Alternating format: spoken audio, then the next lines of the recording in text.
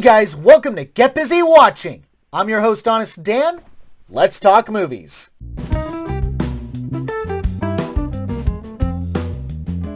Doing a rapid fire this week, so let's hit it.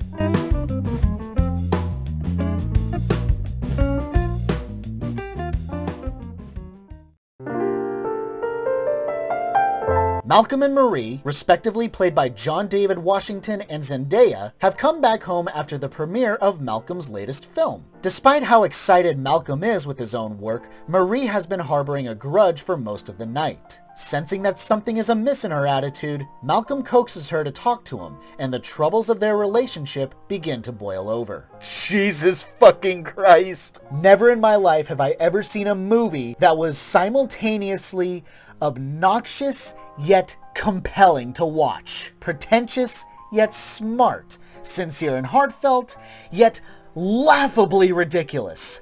Holy shit! On the surface, this could easily be described as Monologue the Movie. I swear to God, every beat is either Washington or Zendaya going on a 10-minute tangent about something, be it their relationship or the film industry. After every long-ass ramble, the characters act like that's the end of the conversation and they got the last word. Every time you think their argument is done, the other person has to start it right back up again. Whole lot of shouting and a whole lot of swearing. Even when they take a break from fighting with each other, they start talking about race politics, complaining about how white people see race in a movie where race was never brought up. I'm sitting here going, what the fuck does any of this have to do with anything? If there is a point to it all, the self-indulgent writing prevents me from caring to think about it too deeply. Hell, by the 1 hour mark, I was convinced that this movie should be over, even though I was only halfway through it. And yet,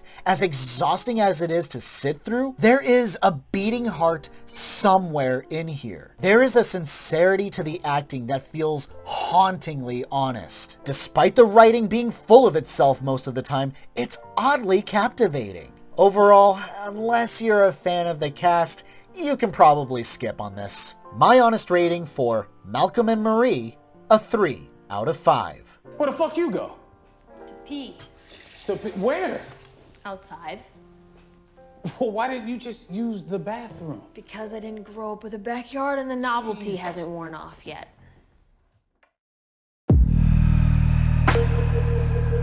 Set in 1665, Grace Haverstock, played by Charlotte Kirk, is mourning the death of her husband Joseph, played by Joe Anderson, who had been infected by the Black Plague. Despite her turmoil, her greedy landlord, Squire Pendleton, played by Stephen Waddington, demands rent. After a failed attempt to sexually assault Grace, he has her arrested for being a witch. Calling for the aid of the famed witch hunter John Moorcroft, played by Sean Pertwee, he forces Grace to endure torture, only to stop if she confesses to being a witch. I would swear to God this was a gender-swapped version of Passion of the Christ. Just 2 hours of someone getting tortured. I will admit that the acting is not half bad. I enjoy some of the side characters like Edwin the Sidekick, played by Callum Golden, and her best friend Kate, played by Sarah Lambie, who aren't just passive onlookers and do take matters into their own hands. And there's something satisfying about the ending. The problem is the rest of the story. I understand that this is supposed to be about having conviction in the face of accusations, courage where there is no hope for you, but that message is drowned in a whole lot of blood and a whole lot of screaming. Scene by scene is just Grace getting tortured in one heinously creative way after another. It's almost like the movie isn't trying to tell a story, but rather educating the audience on how witches were tortured back in the day. And when we're not focusing on that, we're focusing on weird dreams of Grace having sex with Lucifer, played by Ian White. One would think this would be building up to something like Grace accepting the devil's help and getting her out of this predicament, especially considering that poster. But no, it's totally misleading. This was directed by Neil Marshall, who did Hellboy 2019 and The Descent. I'd rather watch Hellboy. Overall, a thoroughly unpleasant watch, don't bother. My honest rating for The Reckoning, a 2 out of 5. And I will endure all of your torments to protect it. For my will. is greater than yours.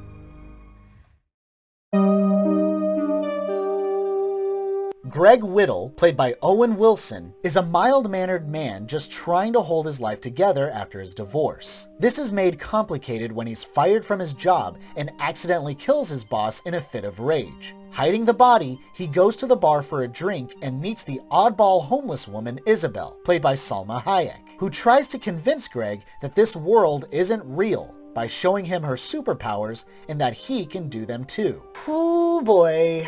Basically, The Matrix, if it was just a romantic drama, no action, made even less sense than the sequels and was far worse. On a personal level, I don't often see Wilson in dramatic roles. I know he's done them before, but they feel so rare. So to see him not necessarily playing the goofball character he's made a career off of playing is a treat for me. And naturally, he's not the problem. In fact, the acting is fine from the two leads. Hayek is somehow loopier and more engaging than she is in some of her comedies. A bit overacting at times, but at least it works for how weird this world is. The biggest problem is how nothing makes sense. If this world is fake, why is it fake? At least Matrix has outdated reasons why humans are in a make-believe world. Why here? And why did Greg lose his memory of the real world? It's not clearly explained. Even when we get back to the real world, this utopian, futuristic world of an undefined date is explained in a complicated way. Something about the world ending, then it was saved by mining asteroids, I don't know. I was getting a nosebleed trying to keep up. And if that wasn't bad enough, the third act falls flat on its face. Suddenly there's protests about Isabel's research for reasons unknown. And they go back to the simulated world, but now only one of them can leave while the other stays behind. It's just a mess. Overall, it's confusing, not nearly as smart as it thinks it is, and Wilson and Hayek are wasted talents. Not recommended. My honest rating for Bliss, a week 3 out of 5. It's my daughter. Oh, ignore her. She's not real. Why would you say that? Because it's the truth. What do you want me to say? I'm not making this shit up. Emma and Jude, respectively played by Olivia Cooke and Jack O'Connell, are a loving couple caught in the middle of a growing pandemic that causes memory loss, and Jude begins to show symptoms. Soon begins an agonizing journey of fighting to keep the memories they have and hope that the government trials will lead to a cure. Damn. I wasn't sure about it at first, but now that I've seen the whole thing, I think it's pretty damn good. I was pretty excited for this film, mostly because I'm a big fan of Cooke, who usually puts out some great work, even if the movie itself isn't anything to write home about. And you know what? This is no different. Actually, this goes out to both her and O'Connell. The way they bounce off of each other, the chemistry they have, I would swear that I wasn't watching actors, but rather opening a window into someone's life. The raw emotions that Cooke is a masterclass in bringing doesn't just tug on your heartstrings. She grabs them, grabs a violin bow, and plays freaking music with them. But she's only that good because O'Connell brings such heart and passion to his own role. This guy who is so free-spirited and so sweet and caring, slowly losing his memory, can't remember how he met his own wife or even his dog's name. It's easy to see how this mirrors our own COVID pandemic, where people are rioting in the streets, though for wildly different reasons. I think this could be a potentially important film for those who have had to say goodbye to their loved ones who have tragically passed away. Don't quote me on that. I just imagine a lot of what's done here being the final farewell from someone who is hanging on to the last bit of who they are and to let their loved ones know that they're loved and they have no regrets. Hopefully this will be an outdated movie before long, but for what's happening now, I think I respect it. Overall, it made me shed a tear, bring tissue, but it's good. My honest rating for Little Fish, a strong 4 out of 5. I've got a ticket that I can't change for weeks from now, and now I've got this, I've got you. So what am I supposed to do, just go off to England when my husband forgets about me? I'm not fucking doing that. I'm not losing my mum and my husband in the same breath, so I need you to explain it to me. Can you explain it to me why you won't do this? What, because you don't care? No, of course I fucking care, Emma.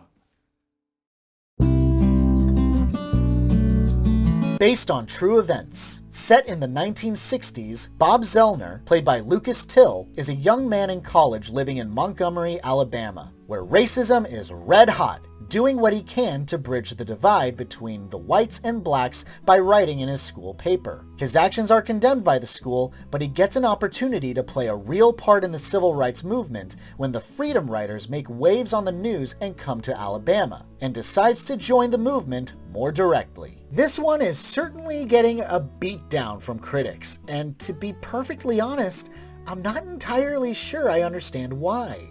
I don't quite believe it's because it's a white savior flick, because it's not. Bob is portrayed as a kind-hearted young man who wants nothing to do with his racist grandfather and peers, but he's not exactly saving the day. He's not portrayed as a perfect leader, just a white dude looking to fight the good fight and find out where he fits in. And he's not learning anything new about himself over the course of the story. He remains pretty static, which I found to be rather refreshing. There's a scene where his fiancée Carol Ann, played by Lucy Hale, forces him to choose between being a part of the civil rights movement and breaking off their engagement, or staying to build their future together, and he hilariously, almost casually brushes her off.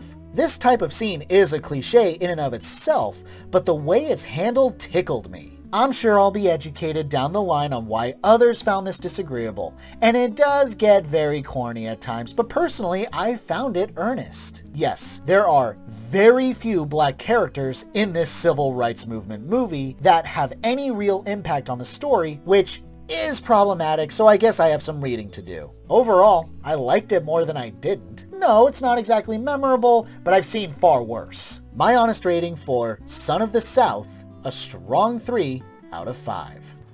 Bob Zellner. You're the phone call from Alabama. Yes, sir. A volunteer. You expecting somebody else? You know, I gotta admit, I was.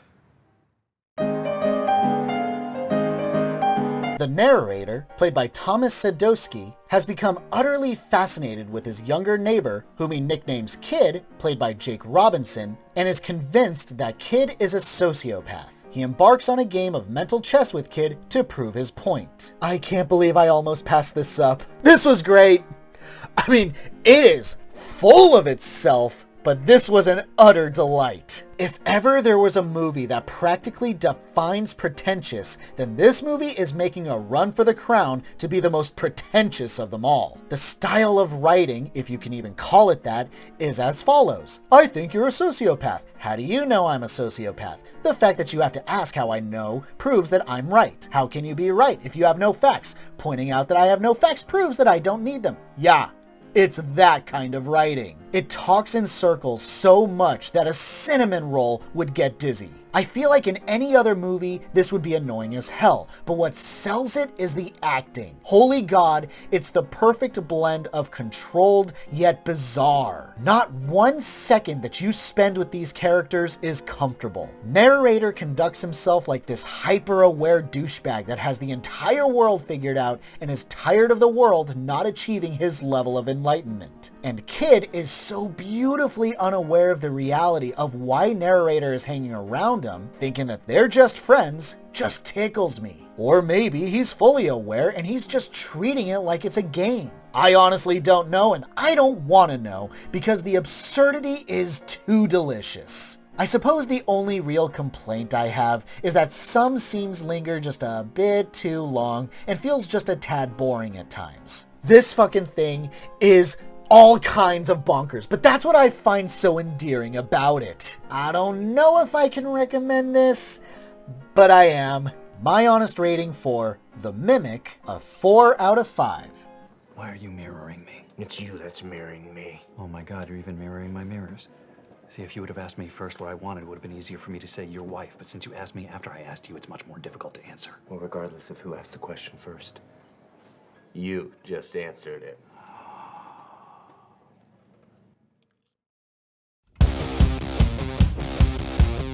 Ching Ming, played by Mark Chow, witnessed his master's death at the hands of the shadow of the evil serpent, a monstrous snake intent on devouring the desires of the world. Despite still learning, his master declares him the new Yin-Yang master and travels to Imperial City to convene with the other masters and prepare to prevent the evil serpent's return. However, after a master is murdered, the remaining masters begin to suspect that one of their own killed him. I give it credit. It's a visual feast, and I wish a lot of fantasy movies would go this wild. But as a complete package, I don't think this was my cup of tea.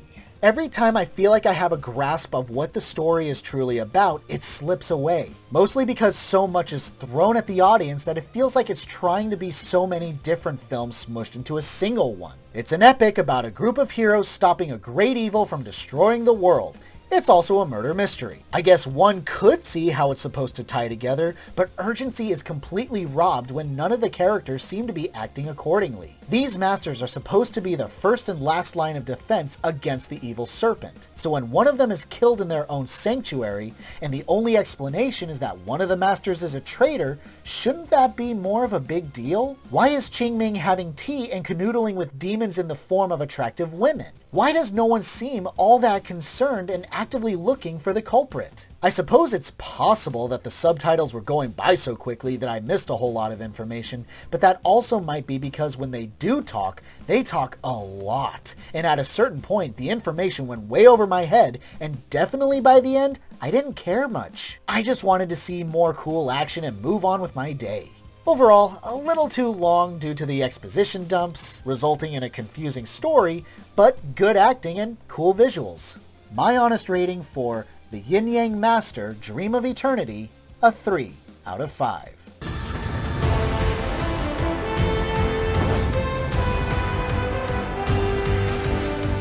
雪天狗、金灵子、黄画师、应生。